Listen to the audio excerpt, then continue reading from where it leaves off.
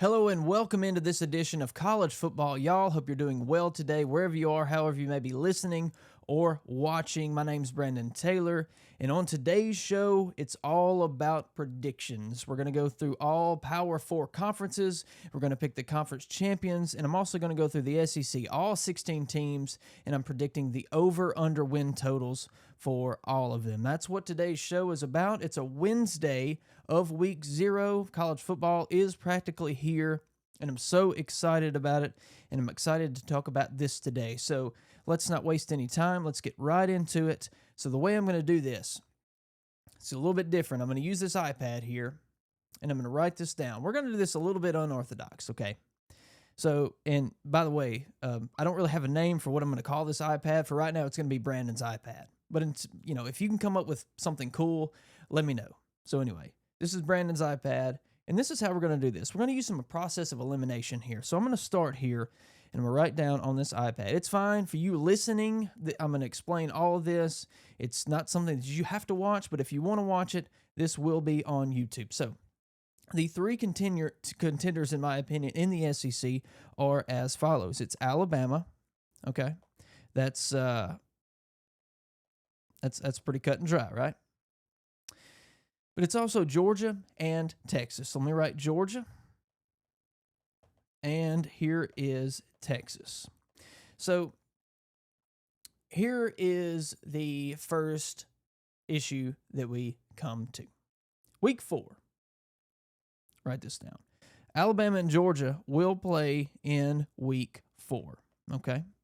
So the other matchup, it's going to be Georgia and Texas. They're playing in week 12. Okay. So write that down. That's week 12. So if these teams win every other game, which I don't anticipate that they will, but if all three of these teams win every game, right now you've got some conflicts here. If Alabama beats Georgia, they're locked. If Georgia beats Texas, they're locked. If Alabama beats Georgia, if Georgia beats both of these teams, no doubt Georgia's in the SEC title game. There are some other games that could sway this one way or the other. I'll get to that in just a moment. But I'm going to go ahead and make a prediction here. I think Alabama beats Georgia at Georgia. And I also think Texas beats Georgia in week 12. But there are some other roadblocks that Alabama has to face in particular because Texas has a pretty decent schedule this year, honestly. They can get through it fairly easily. I think Georgia and obviously the Ohio State game in week 1, but that's not going to steer this SEC championship game in one way or the other. That's an out-of-conference game, remember. So Alabama has to play South Carolina. So I'm going to write that down. They also have LSU in week 11. That's going to be tough. Georgia has Florida, the cocktail party, in week 10. I think Alabama has the ability to get over South Carolina and over LSU. So this is a no-brainer. This was originally a lot tougher for me, but as I thought through this, I think for certain it's Alabama, all right, versus Texas. And who is your SEC champion? Kalen DeBoer steps it up. Ty Simpson. Maybe he has an outstanding year. Alabama wins the SEC title. They go into the playoff. Texas ends up in the playoff as well. And who knows what happens, from that point. Like I said, my playoff prediction will come next week. So that's the SEC. And, that was tough, but it really wasn't that tough. When you break it down like this and you look at all the possibilities, this sometimes can be the best way to do it. Like you can sit here, if you're an X's and O's guy, you can break down film. You can say, well, this guy does this guy does that. You may be a statistical guy. You may be an analytical guy. And you may say, well, this is what the model says, and this is what the analytics say over here, and the FPI and all this, put all this stuff together, and you can determine it that way. Or you can use process of elimination. I think Alabama, they may lose a game here or there. They might lose one game. They're going to beat South Carolina. They're going to beat LSU, and I think they're going to beat Georgia, and that locks them. Texas has an easy enough schedule. I think they can get past Georgia, and I think even if they don't get past Georgia, I think they've done well enough. I think they make it into the SEC title game, and like I said, Alabama wins right there. So as we move on here, because we don't want to harp on that too much, we got plenty of SEC coming later in the show. So up next is the ACC. ACC. I think it's a no-brainer. It's Clemson, and it's Miami, and it's everybody else. So Clemson versus Miami in the ACC title game. So I think you've heard that Clemson is going to be pretty good. I think a lot of people are high on Clemson as a playoff team this year. Now for Miami, the U making it to the ACC title game, possible playoff contender. I think Clemson wins. I think Clemson wins the ACC. That's what I'm going with. I'm telling you what, though, right here. If this was to happen, if Miami was to win this, pandemonium. I think Miami's going to be a good team. If you didn't know, they've got a new quarterback. Look it up, folks. Look it up. Let's move on from the ACC to the Big 12. And the Big 12, I think, is cut and dry, too. Or maybe not. But this is my prediction for the Big 12. I think it's Arizona State. I think they're going to be back in the running. And who are they going to play? I've seen people predict Texas Tech. I saw Utah. Saw some other teams. Who's it going to be? I think Utah comes out of the woodworks. They really they push back into the Big 12 contendership here. They were there not that long ago. I think they make it back to the top, but it's just tough for me to go against Arizona State. I think Arizona State, they make it to the playoff. What do they do? I don't know. I think they're winning the Big 12, though. That is one thing that I do know for certain. So let's move on to the Big 10. The big old Big 10. So obviously the three contenders here, and there is absolutely no question here. It's Ohio State. Okay. It's Penn State. And it's Oregon. So here, I really messed up that T in Ohio State. I got to fix that. I'm sorry for you Ohio State fans that might be watching this. Okay. All right. So Ohio State, Penn State, and Oregon. So in Week 10, Ohio State has to play Penn State. That's Week 10. Okay, write that down. Okay, so Penn State has to play Oregon in Week 5. All right, so we have a similar thing that we had in the SEC. I don't know if there's other games, that matter in the conference. I really don't know how the bottom half, or at least the other 2/3 of the conference is. There's also Michigan there, but I think Michigan's taken a huge step back. Obviously, they're deep into that sign stealing scandal. The sanctions were brought down by the NCAA, as you know, last week. I don't think Michigan's a factor here. I do think Ohio State gets past Michigan, and I think Ohio State makes it to the Big 10 championship game. Now, this might be controversial. It seems like people are high on Penn State and people are high on Oregon. But I think it's Ohio State.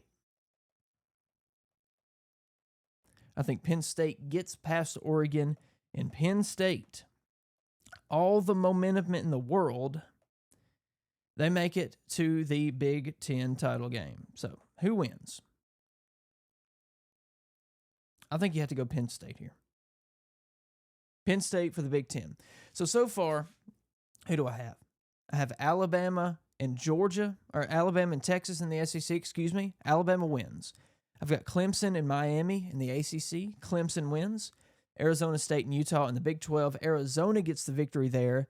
And in the Big 10, it's Ohio State and Penn State. I've saw a lot of Oregon and Penn State, but I'm not going to doubt Ohio State until they prove to me that that they can't do it. Will they lose to Michigan again? That may derail this a little bit.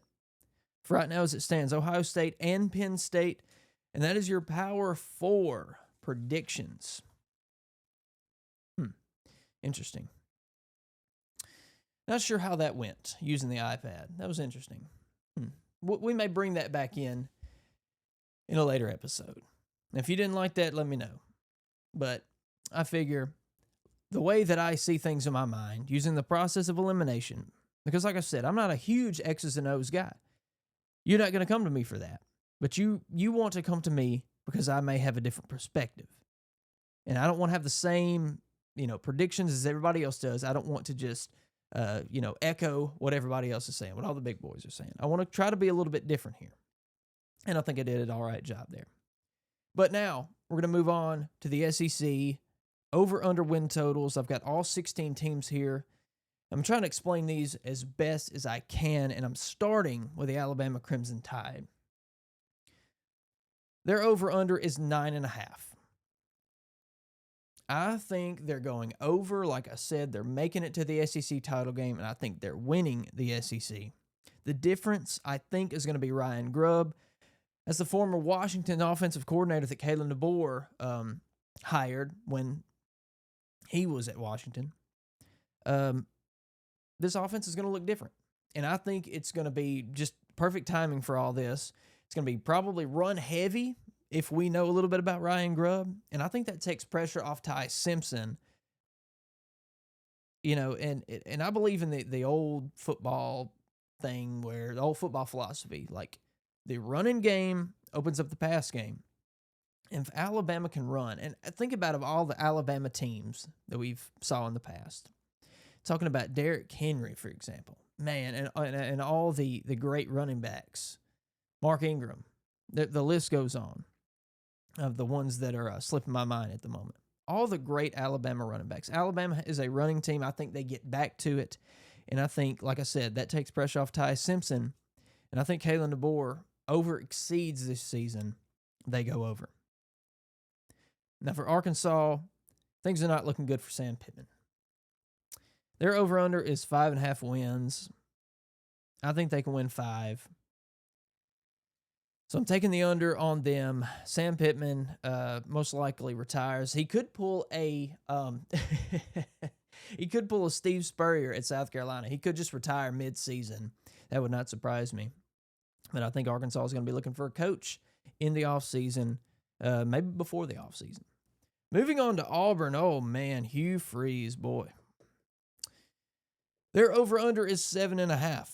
So it's no mistake that preseason camp has not been great. Jackson Arnold hasn't blown anybody away. And Hugh Freeze has already said that all 3 quarterbacks are going to play in the first game versus Baylor. That right there tells me that he's not certain, who his quarterback is. Now, he dealt with this with Peyton Thorne. He brought Peyton Thorne in there, thought he was going to be the guy, and he stunk the joint up. Is Jackson Arnold coming in from Oklahoma? Is it going to be the same for him? I've got Auburn going under. They might win 6 games. They might win 7 games. But if you have not checked out my video where I went through the SEC coach hot seat gauge, where I went from a cold as ice seat, mild seat, moderately warm, and a hot as flaming hot seat. Hot as can be. On fire. I had Hugh Freeze in the on fire category. And I specifically said if they do not get the over, if they do not win 8 games, and possibly that including a pretty good victory there at some point in the season over a team that maybe they wasn't supposed to win against, I think his job is going to be fine. It is not looking well. And if this is the case, and they do go under 7.5 wins, Hugh Freeze, you may be on the job board at the end of the year. So we could see like astronomical amount of turnover in the SEC this season, as we do, from time to time. So for Florida, man, Florida is one of those teams that can be so good, and they've dealt with injuries in the past, specifically with DJ Lagway. If DJ Lagway and others can stay healthy, man, they can shoot way over the 7.5 win total that Las Vegas has came up with here. I will preface this though. Do not bet on the Florida Gators. If you are the betting type, do not put your money one way or the other on the Florida Gators. Just don't do it. Just trust me on that. Now, I don't think that I'm still going over. I'm going over. I think he's going to be healthy enough to I think they're going to win some games, and I'm banking on that. Billy Napier better hope so. That's all I have to say. Because if they if this is a 6-win team, maybe even if it's a 7-win team, man, his seat is going to be flaming hot as well. So moving from Florida to their rivals just across the state line, Georgia, 9.5 is the over-under win total. And this is tough, man. This was a tough one. But I do have them going over, actually. I think they do have a chance to win 10 games. No, they miss out on the SEC title game. But I think they still win 10 games. They find a way. The defense is going to be elite like they were in past years. The key games will be played at home, and that is key. Because Georgia has a 31-game win streak in Sanford Stadium. And that continues this year. Yeah, they have Georgia coming into town. Like I said, or they have Alabama coming into town. Oh, Georgia playing Georgia? What? Alabama's coming to town. And I think Alabama gets the win. I think they break that win streak. Nevertheless, 10 wins for Kirby. Kentucky, oh boy, here's another coaching crisis. Their over-under is 4.5. I've got them going under. Oh boy. On3 has them as the 28th recruiting class, 14th in the SEC. Portal has been absolutely naughty to this team. And it appears that Mark Stoops has checked out. He's let some of his coaching staff get away from him. Like I said, they've been hurting in recruiting. I'm sure they have some good guys coming in, but man, they're going under 4.5 wins. And oh boy, Mark Stoops is going to be out at the end of the year. Now for LSU, this is also another tough one. And LSU fans seem to be torn on what their team is. People are either, hating on Brian Kelly, thinking, man, we're not going to be anything with him at HC. But at the same time, you got other people predicting this team to be like an 11-1, going to the SEC championship game, national title contender. There is no in between. Their over-under is 8.5. Great talent. But does Brian Kelly get in the way? Garrett Nussmeier is key. An improved defense, I think, is going to be key as well. They got Harold Perkins and others. Will we see Brian Kelly beating the desk again at a press conference this season? Yes, I think so. LSU's going under 8.5. That's what I've got. And move on from LSU to MSU, the Mississippi State Bulldogs. Their over-under is 3.5. And I think that's beneficial to them. It's not impossible to go over. And I'm picking them to go over. It's not impossible. If they can just win 3 non-conference games. Now, keep in mind, their 4th non-conference game is against Arizona State. Arizona State, the team that's going to win the Big 12, in my opinion. If they can win 3 out of conference games and upset an SEC team, that's all they got to do. Boom. They've made the over. If they manage to win 5 games this season, that is an absolute win for this team. Blake Shapen's health is going to be very important. Obviously, the health of any quarterback is going to be important. We talked about that with Lagway. We've talked about that before with other players. Blake Shapen stays healthy. Like, he got hurt. Remember, he got hurt last year. If they can drum up some kind of solid running game, they got a portal improved offensive line, and they've got increased depth on the defensive line, so maybe they'll be a more balanced team. I think they have a chance of winning 4, maybe even 5 games this year. Like I said, over 3.5 for the Mississippi State Bulldogs. So then from Missouri, Vegas is not really hot on Missouri. They currently have them at 6.5, but I'm going over. Eli Drinkwitz, he's in a rebuild year this season, but I think that low bar is just low enough. And looking at their schedule, I think 7 wins are possible for the Missouri Tigers. And they'll rebuild, and they'll be back to hopefully their former selves here in the next year or so. But I think they're going to exceed Vegas's expectations in 2025. We're going on the home stretch here, Oklahoma, 7.5. Oh boy, they got a tough non-conference game versus Michigan and a really tough 5-game stretch, man.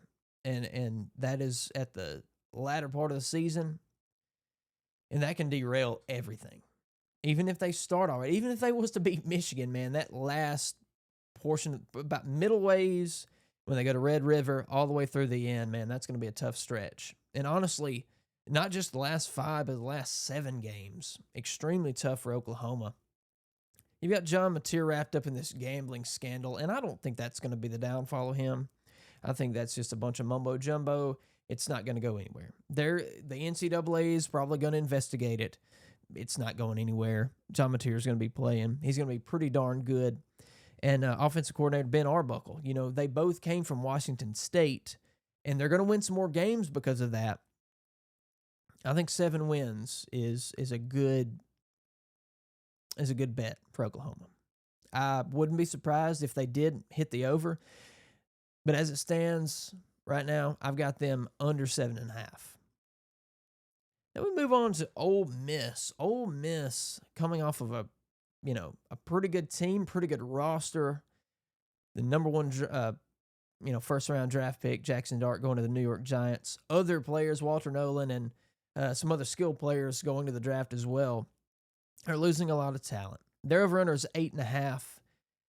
But, maybe it's just me being a little bit of a homer because, I like Ole Miss, man. I like Ole Miss. I think they go over. It wouldn't surprise me if they go under and win 8 games. I don't think they win less than 8 games. But I'm being a little bit optimistic here. I'm picking the over. I trust defensive coordinator Pete Golding. So I know the defensive talent, it's not going to be as good as it's been in the past couple of years, as it was last year. But, it's not as bad as it was when Pete Golding came into the program. The first Ole Miss defense that Pete Golding inherited wasn't that great. And I remember saying, on another podcast, you can only do so much. Because I remember Alabama fans just dumped Pete Golding. Oh, he's terrible. He comes to Ole Miss, and I have to explain that you can only do so much with a talent discrepancy, especially in a league like the SEC. If you don't have the skills, like you can put your players in the best position possible. And that does not mean that there's going to be success. It's not going to mean that you're going to prevent a team like Georgia, a team like Alabama from scoring on you. But I trust him that he is going to put them in the best position. And I don't think, like I said, that their defense is as bad as they was when he came into the program just a couple years ago. So moving on to the offense, if Austin Simmons can deal with that weak O-line, and I do think that offensive line is going to be pretty weak, which is really something you don't want, especially when you give a new quarterback the reins. If he can deal with that, and maybe if they can retool the offense a little bit to his strengths, because I don't always like play calling decisions by Charlie Weiss Jr., but I think if they do mix it up a little bit, maybe retool that offense to Simmons' strengths, because his strengths may not be the same as Jackson Dart's was. This may be a whole completely different offense. I don't know what the running back room is going to look like. We know how last season it was a bit of a train wreck. If they can improve there, and somehow with a bad offensive line, with an at least average to slightly below average offensive line, if they can move the ball on the ground, man, that would be a great, same thing with, who was that I said a minute ago? For Alabama.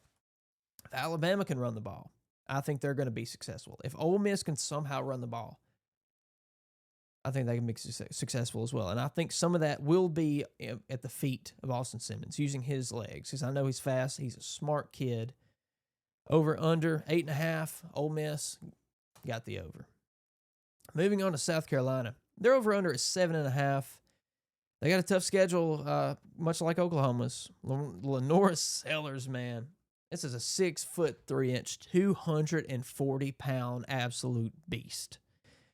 If he can put the team on his back, 8 wins or more. I've got South Carolina going over. I like South Carolina. I do. I like Shane Beamer. I like the Gamecocks. Is this going to be like a Cam Newton Auburn type, putting the team on your back? I don't know if I would go that far, but not out of the question. Can we see some magic from South Carolina in 2025? I don't know, but I do have them winning at least 8 games this year. So Tennessee, the team that snuck into the playoff last season, 8.5 win total. I got them going over. Joey Aguilar won the quarterback battle. You remember we had what I'm calling the Nico fiasco. I hope UCLA treats you well there, Nico. Defense is going to be great. Defense is going to be pretty darn good. They've got an easier schedule. It's something that they took advantage of last year. That's going to get them 9 wins. They're going to go over. I'm actually pretty confident about that. Texas at 9.5, no doubt the over. No doubt the over. Yes, I said they were going to go to the title game, the SEC title game. Unfortunately, lose to Alabama. But you know what's funny? People have been calling Texas the new Alabama. Maybe a little early to say that. But you know, there's a kid named Arch Manning that's being handed the reins. And he's been hyped up. Will he live up to the hype, or will he be average? Now, with that being said, if he's an average quarterback, I don't see any issue in that. Look at all the Alabama teams that Nick Saban has had. Look at all the championship teams that Nick Saban has had. And look at the quarterbacks that led those teams. Go back and look. You do not have to have an elite quarterback if you have a team like Texas has. If you have a team like Alabama has. They're going to have a tough start at Ohio State in week 1, but the road gets a heck of a lot smoother. We could see Arch Manning could have his moment at Ohio State. And for a kid to get thrown to the fire like that in week 1, man, he's going to have to put the team on his back, just like Lenore Sellers is going to put the team on his back. Arch Manning can put the team on his back at Ohio State, prove all the doubters wrong, and prove the media right, because, you know, there's been a lot of puff pieces out there. Everybody's been hyping Arch Manning up. He's a Manning. I love the Mannings. I absolutely love the Mannings. I like the kid. They're going over 9.5. They're going to the playoff. Now, just down the road from Texas is Texas A&M. And this is pretty simple. Over under 7.5, I got them going over. Mike Elko takes advantage of that oil money. Places the Aggies in contention. They're going to be in the conversation. They're not going to do what Jimbo does and recruit a high-level recruiting class and then live up to the Texas 8-4 name. Mike Elko's going over 7.5. And then we come to Vanderbilt. Dark horse in the SEC. One-hit wonders. Their over-under is 4.5. And like Mississippi State, that's going to be not that difficult to go over. And I've got them going over because I think they can easily win 5 games. They could win 6, go to a bowl game again.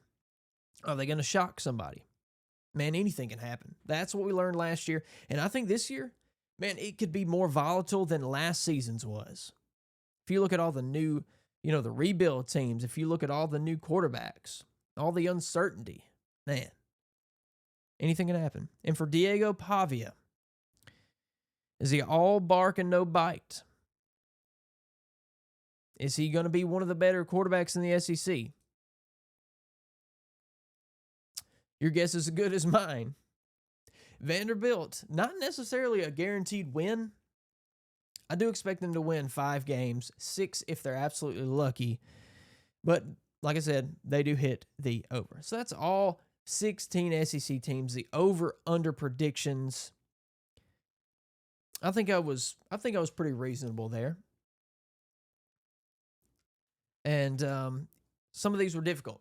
Like, it was really hard. LSU, I went back and forth on. I went back and forth on Oklahoma. I went back and forth on Texas A&M, for that matter. I've got some scribbles. Beside Florida, because you just don't know. Health is going to be a very important thing for some of these teams. Like the quarterback, big time, line, pass catchers out wide. A lot of these teams are going to depend on healthy players. And that's going to make or break them, because I don't think the depth is as good, like conference-wide, as it's been in years past. But if you like what I said, if you don't like it, let me know. I want to have your feedback, because this is all about you.